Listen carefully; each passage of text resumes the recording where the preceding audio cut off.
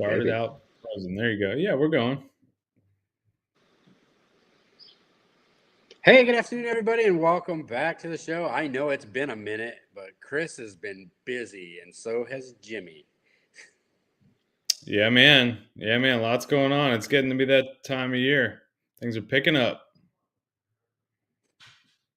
Yeah. And then we roll right out of sports and right back into hunting season. So, Yeah, dude. Got to get back into the swing of that. Get some prep work going now. right?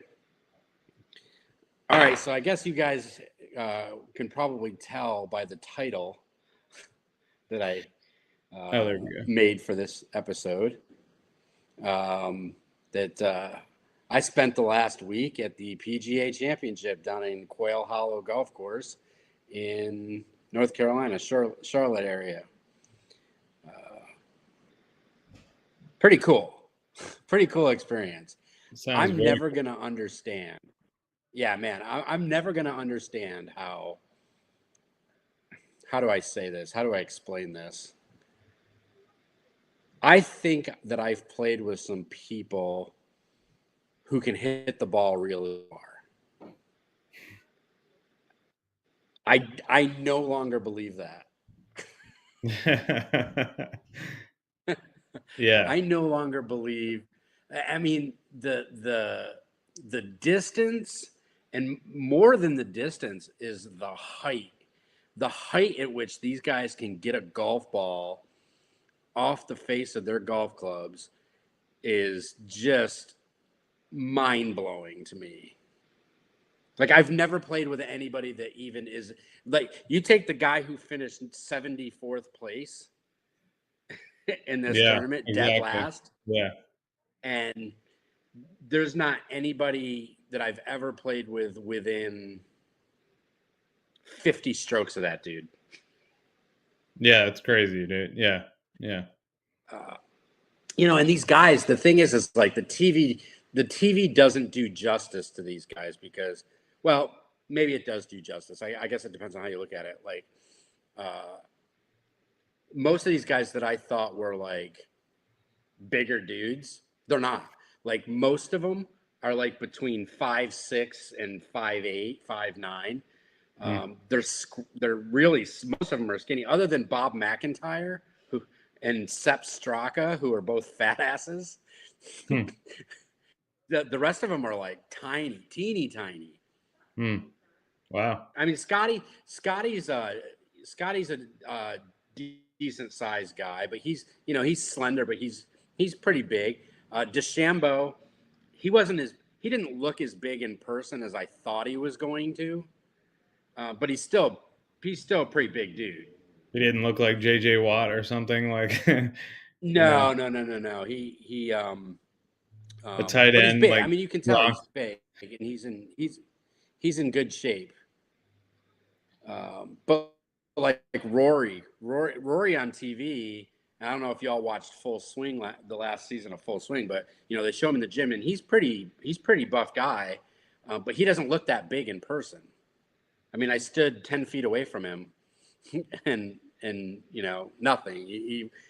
You know he didn't look Yeah. huge. He didn't look I would have expected a lot of those guys to be pretty big, pretty solid. So that is kind of surprising. But I mean, you can kind of tell that they're very fit though. Like, I mean that's Yeah. kind of Oh what yeah. they Oh do. yeah. That's not to say that they're not athletic and they're not Oh yeah. they're not in shape, other than McIntyre and Sepp Straka. Yeah, Sepp there's Straka is just a big boy. He's round, but he's also like, you can tell that probably 10 years ago he was probably a pretty buff dude. He's just kind of let it go a little bit, I think. I mean, yeah, it's hard to argue when you got people like John Daly out there who absolutely let it go and they just are cranking it and living life, man. Yeah. I mean, yeah, he's a happy guy. Yeah. Yeah. So it was interesting, and this gave Megan a chuckle. So I stayed at an Airbnb, and it just so happened that the Airbnb that I was staying in, like, I had like one end of the upstairs. and there was three other people staying there on the other side, and they happened to be two Irish journalists and a Welsh journalist that were there covering the PGA Championship. We had a very interesting, very deep conversation about European golfers versus American golfers. Really? Well, Yeah, yeah. I mean, so these are like professional golf journalists. Like they? I Yes, mean, that's that's what all they they do. do. Yeah, that's quite Yep, interesting. I they mean, follow yeah, the tour. And yeah, so yeah. um, part of that conversation, I kind of wanted to. I didn't know if I believed him, but I mean, again, these guys are around these players. I mean, the one dude had interviewed Rory, he'd interviewed Shane Lowry, he'd interviewed Tommy Fleetwood, he's interviewed most of the European uh, big name players. So they have a they have a quasi relationship with some of them because they've been around them so much. So and they also obviously they're from there, so they, it wasn't completely a biased conversation, but I think it was a pretty honest conversation. um, but what I found interesting was they made a comment that the European players are um, more open to are more accessible to the fans uh, outside of the PGA. And I was like, I don't really know about that. I mean, but the next couple of days after having that conversation, I observed that specifically when people were signing autographs and who would and who wouldn't sign autographs and all that. And, I got to say, Tommy Fleetwood, that dude stood there for over an hour signing autographs, uh, to everybody who came and asked him. And while he was signing them, Jordan Spieth walked behind him, and the little kids are all standing there going, "Jordan, Jordan, sign my thing," and he didn't acknowledge anybody, and he walked right past, went right in the locker room, and just disappeared. He signed nothing. He talked to no one. Bryson, on the other hand, was even during the tournament, Bryson was high fiving people and mostly kids and Yeah. talking to them, and he walked over and signed some kid's ball cap, during the tournament, not even during the practice rounds. This is during the tournament. He walked over and signed some kid's ball cap. I mean, so Bryson kind of carried the load for the Americans that were but definitely the Europeans, and I would go as far as to say the international players uh, were were actually way more accessible to the Hmm. fans than the American players were. Yeah, that's interesting. Venue could come into play. I'll certainly give props to the players who were open and willing to be accessible. However, I try not to cast too much judgment on ones that don't, unless they're straight up just an absolute jerk to somebody. Like, even then, you never know what's going on. Or, hey, maybe they just left somewhere where they were doing that and they don't want to get caught up for an hour because they know what it turns into. If it's like, hey, Mm-hmm. if I start this up, it's hard because no matter what, you're not going to make everybody happy. It's kind of Yeah. a catch-22 situation. And then, especially probably in America, perhaps perhaps the European players aren't as familiar with all of the fiends, I guess you would call them, the people that go up there The and just try eBay to, Kings. yeah, exactly. They're just trying to get stuff signed so they can sell them, and I see that all the time. On videos and whatnot, I hearing about people saying like, Mm-hmm. all right, do this, but don't sell it, or if you're just here just to sell it, like that's not what we're doing. That's why they generally only will be I open to think the kids. honestly, I saw one instance. I saw one instance of that uh, in that same interaction with Tommy Fleetwood, where there was an adult male. He had like 7 Yep. flags, like the flag, like the 18th hole flags. He had like 7 of them, and he stood there and asked Tommy to sign all 7 of them. He did. He signed them all, but Yeah. you know full well that that's what that guy's doing. Of But that course, was it's really not the for his only house. instance of yeah, Yeah. right, exactly. But that was the only instance I think that I saw of 99.9% of the people that were up there that were standing there asking for autographs were kids. Sure. Yeah. Yeah, and that's good. So That's good. I mean, that's what they that's safer for them. So, it makes sense. Kind of sucks for adult so fans, you you know. also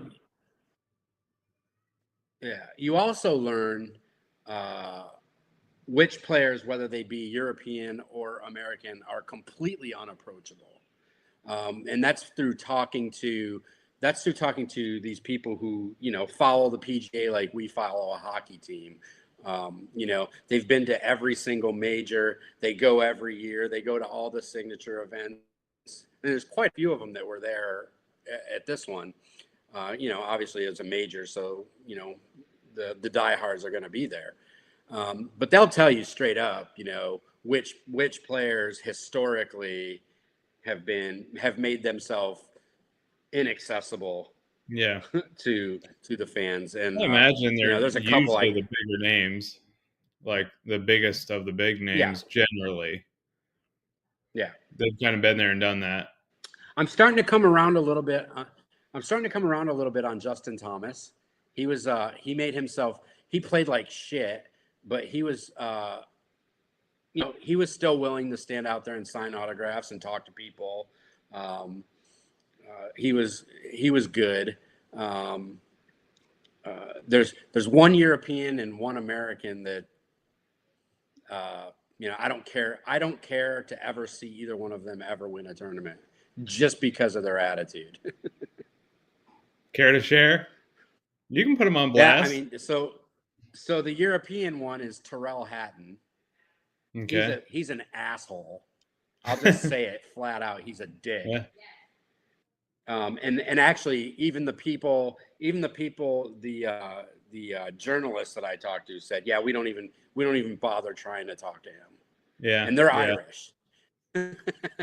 Yeah. I mean, again, And then it's one, if there's an instance or whatever, somebody got caught up in something, but when there's a consensus and it's like it's a repeated yeah, thing, then yeah, I'm on board. Yeah, yeah. that's And frustrating. then of course, the American is Jordan Spieth. They said the Really? same thing. They said basically the same thing about him. Okay. So yeah.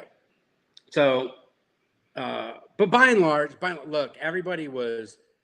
They were either very, very friendly, which was probably 99.9% of them, and then the ones that uh, weren't. I can't say they weren't friendly, but just made themselves completely unavailable to anybody. Uh, that's just what they did. They didn't yell at anybody. They didn't, they just ignored everybody. Really, is what it Hmm. boils down to. Yeah. I mean, yeah, I don't know. It's kind of hard to say because, right? I mean, that's a major championship, right? Mm-hmm. It's like stopping somebody in the middle of a Super Bowl or something or whatever. It's like they got to be in the game and in the zone. Even outside, that's a 4-day event that sometimes they just need to stay in that mindset. So some can be understandable, but I've never been to a PGA event. Sounds really cool, but no, it'd be right up my So let me alley. tell you, let me give you the breakdown. Let me give you the breakdown of what volunteering. Well, let me caveat it with this. This is how they did it for this one. My understanding is this is the first time that they've ever tried this. So you have to go in and apply to be a volunteer.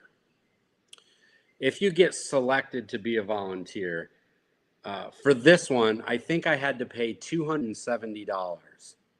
Some people would say, holy shit, that's a lot of money to go to volunteer. Well, let me tell you what that includes. So your $275 includes the hat I'm wearing, 2 Nike polo shirts, um, a Nike, a dark blue. I don't know. It's not in here, but a dark blue PGA with the Quail Hollow emblem on it, quarter zip. Your credentials. You're credentialed for all 7 days. So you can go and watch the tournament from the beginning of the practice rounds all the way through Sunday, whether you're working or not. And then also, all your food and non alcoholic drinks are free the entire time. Wow. Now And that's you can pretty go crazy. eat as many times as you want. So, I mean, legitimately, just that 7 day credential is like probably close to a $3,000 value. Hmm. Because if you buy tickets every day, well, probably closer to 2,000. So it's probably 150 for each day of a practice round. So that's Monday, Tuesday, Wednesday, and then Thursday it bumps up to about 250. Uh, Friday it's probably closer to or over 300. I'm getting there. I got the Peanut behind the gallery. scenes here. um, Friday is actually the most expensive day for some Friday reason. is. Yeah. Yeah. Well, I guess because Um, that guarantees everybody's still going to be there, maybe. yeah. And then Saturday, it probably drops back down to the 240, 250 range. And Sunday, the final day, which I thought would be the most expensive, was Yeah. like 250. No, I would have thought that would have been the most expensive too. So you're talking about a little over 1,200 bucks just for daily ticket costs. Yeah. Plus, $200 shirts, probably $150 pullover, and a hat. And they gave us some other little. They gave us like a clear shoulder strap bag to carry our stuff around in, and then your free food and drink for 7 days. Think about what you pay at a baseball game or at a professional sporting event for food. And this is all day free as many times as you want to go. You just walk in, it's all self-serve. You just grab your water, grab your Gatorade, grab your soda, grab your food, whatever you want, and then you go. And then 5 minutes later, if you want more, you go back in and get it. They don't care. That sounds awesome. Yeah. And they did that for all the fans too, with the food and drink. Okay. If you bought a ticket to go watch, not being a volunteer and just went to watch, you had full access to food and non alcoholic drinks all day. Hmm. Interesting. No vendors or, wow. Yeah. Huh. That's Nope. an interesting. You Nope. said that's There the was no first time they charge. did that. Now, if you alcohol, that's from everybody I talked to that have been around a while and has volunteered to several events. They said that they've never seen that before. They've never seen it where that's how they did it. So I'm hoping it was beneficial Yeah. to the PGA to do that because I think where they made their money was on the merchandise. Hmm. Um, they had a huge store right there next to the first uh, green, and there was people pumping through that thing from 7 o'clock in the morning until 8 o'clock at night, nonstop. So I'm sure. I mean, just alone, and this isn't just for us, but I think I probably spent close to $800 just in merch, Hmm. for the kids, for Megan, for my coworker, and for another person that wanted some stuff. Um, and so that's just me. That's just one person. I saw people that were going up there and going through the register lines with $3,000 and $4,000 worth of stuff. Yeah, that's nuts. Hmm. So I hope it was a beneficial thing, and I hope it's something that they look at doing at future events.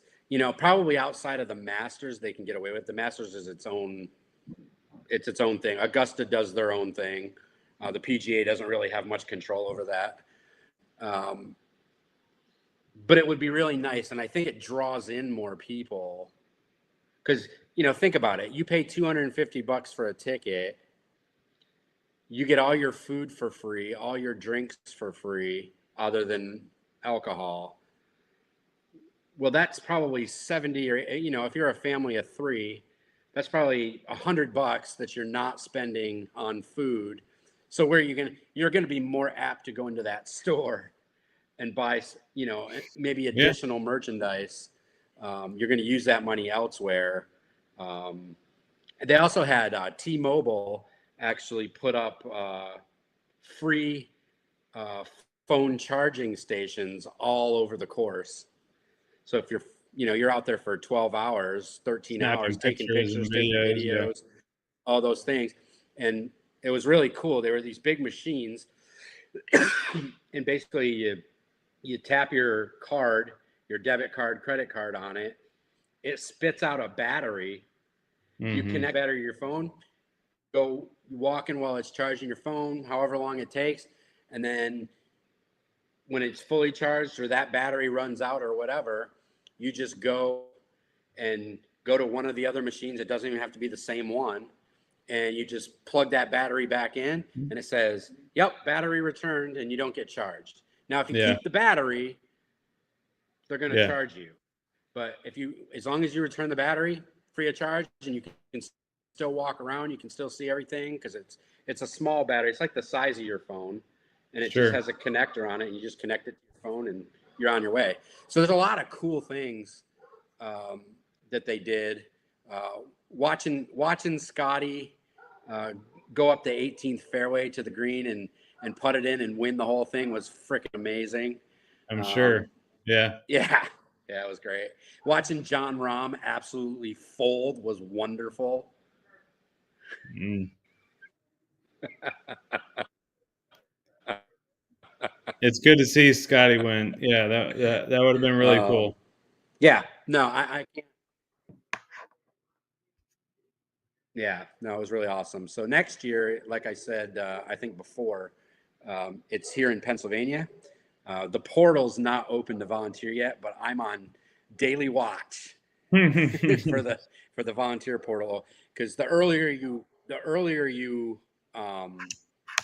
apply, the more selection on committees that you're going to have to choose from for what you want to do. Like if Okay. you want to be a hole marshal, that's usually like the first one to go because everybody wants to be on the fairway. Everyone wants to work on the green or on the tee box or because you are that close Yeah. to them, and so yeah, I was fired up. Megan said I geeked out. Of course. I mean, that's pretty sweet. That's why you do it, right? I mean, that's pretty Yeah, awesome, man. Yeah, that's just a very unique experience and the opportunity to be that up and close. It's not even like buying a ticket to go to a major sports playoff game or something. No, that's you're involved. That's really cool. That's yeah. definitely a unique thing. Awesome. Well, and it was beautiful because like my shifts didn't start until like 11 or 11:30 every day. So I would get there. I think the first day I was there, I got there early. I was there at like 7:30 or something. And so I watched golf on Thursday. I watched the first tee from 7:30 to 11. So I watched Yeah. all the groups tee off that I could. Then I went and did my shift, and then I just went back and watched golf. I mean, it's not a bad place to be. Sounds great weather, food No. available, and yeah, Yep. nothing but cool stuff to see. Yep. Yeah, that's nice. And Nicholas, so my youngest stepson, Megan and Nick and Gabe were all there for Sunday. Nick walked 11 miles on Sunday. Oh, I'm sorry, 12. Jeez. Yeah. He and Gabe followed Tom Kim from hole 1 to hole 18, and then came back because he was in the early morning, and then came back and followed DeChambeau in the afternoon and walked the course with him. That's kind of cool. Yeah, I was wondering, like, Yeah. if you really have to be strategic for where you want to go, if you want to get a spot and you just sit there and wait, do you wait it out, or can you like bounce around easily? Yep. So you have to. It depends on what you want to do. If you care about one player and you want to follow that one player, you know when their tee time is. You know what hole they're teeing off if they're not all teeing off, because the first 2 days they teed off on the 1st and the 10th to start their rounds because they were playing in groups of 3. But you know their tee times, so you know when to be there. You also know that, like Thursday and Friday, Scheffler, Schauffele, and McIlroy were all playing together. So you know there's going to be thousands of people following that group. So instead of going to where they're teeing off, you go 2 holes ahead, and then you sit there either by the tee box or by the green, and you wait for them. And then you kind of do the same thing, maybe jump to the next. It was kind of cool because I had scoped out in advance some locations that I thought were good. So when Megan came on Sunday, we went to the very first hole. First of all, it was a 505-yard par 4, but Rory was teeing off at that time, and so we walked right to where I knew that 90% of their tee shots were landing. And we went there and stood right there just off the fairway, and Rory's ball landed 10 feet off Megan's foot. Nice. So we got really good pictures of Rory standing right next to us. Oh, that's cool. Yeah, good spot. So, yeah, and then we were strategic. We wanted to see a bunch of the groups in the afternoon because that's when all the final groups, the people who were in contention, were at, or we're gonna be. So we went to the 6th hole, and we sat right off the back side of the 6th green, right in the back left corner of the 6th green, and literally watched every single one of the last, 9 groups that teed off come through. So, you had a couple groups of people that we probably didn't really care about, but then you had your John Rahm, you had your Keegan Bradley, you had Tony Finau, you had DeChambeau, you had Bob McIntyre, you had Scheffler. Yeah, Scheffler. We literally have a picture of Scheffler standing right in front of us with his bag with his name on it, like right there in front of us. It's like the coolest shit. That's sweet. Yeah, that's cool. Yeah. So, yeah, I highly recommend it. And Jimmy, I'm going to be disappointed if you don't volunteer. Sounds pretty cool. I'll get that clear with the boss.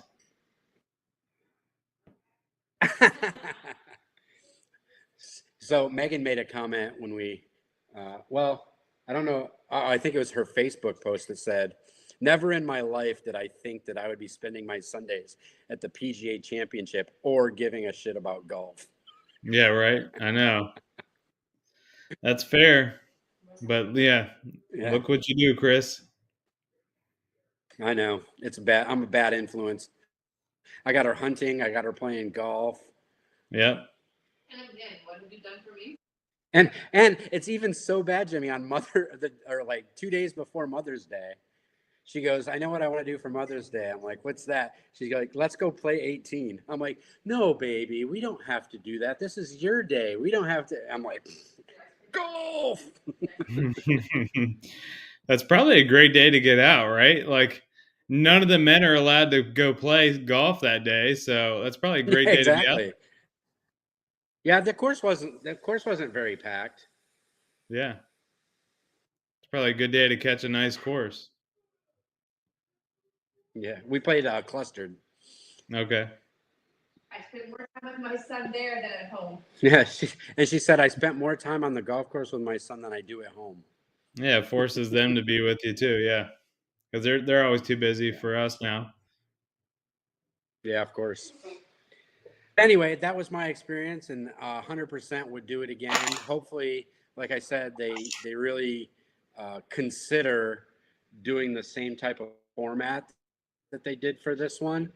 Um, and yeah, 100% do it again without question. Yeah, that's awesome. That's awesome. Very unique. I like it. Yeah, man. Yeah. So, well, I mean, I'm sure I've bored the shit out of you talking about this because I'm still like nerding out over it. Um, but hey, look it up. You can volunteer for any PGA event. It doesn't have to be a major.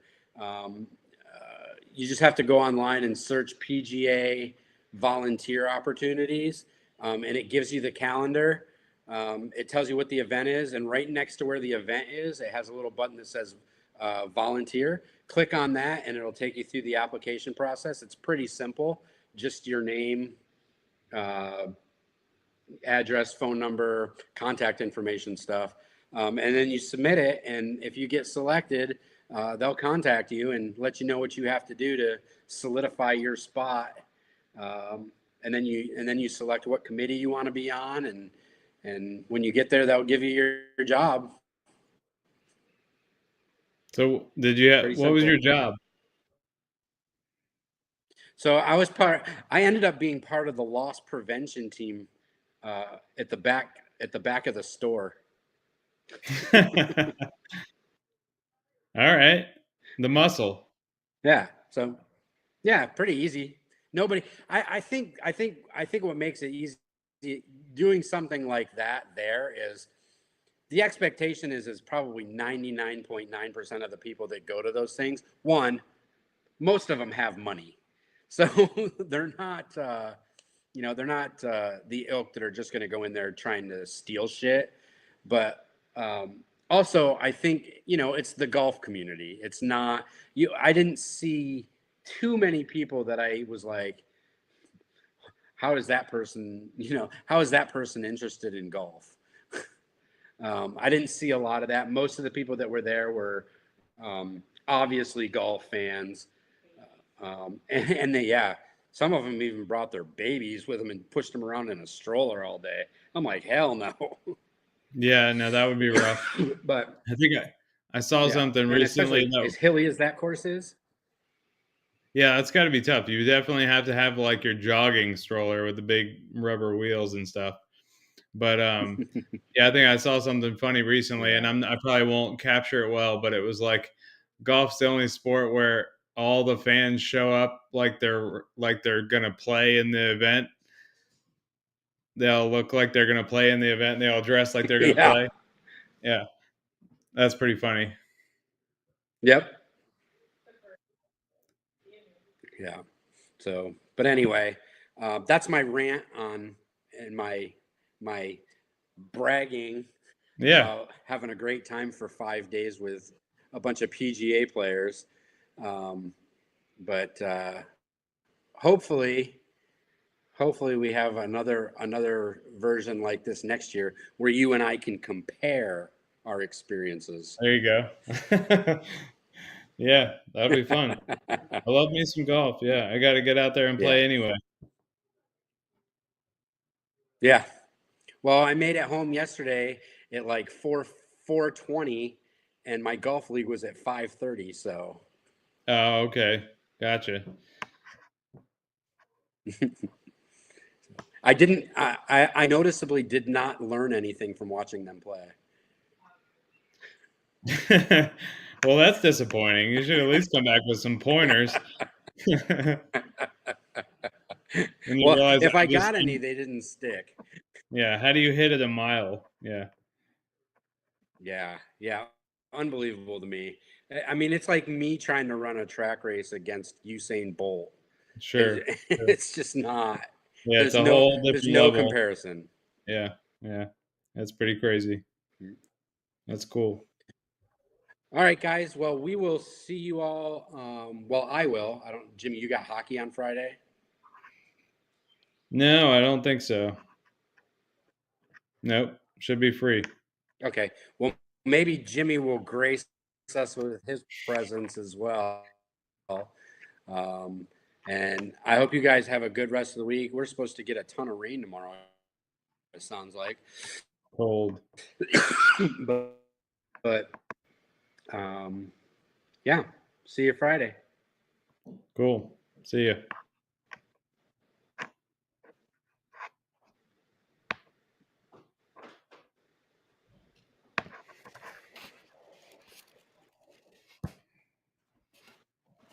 I'm going to turn my camera around.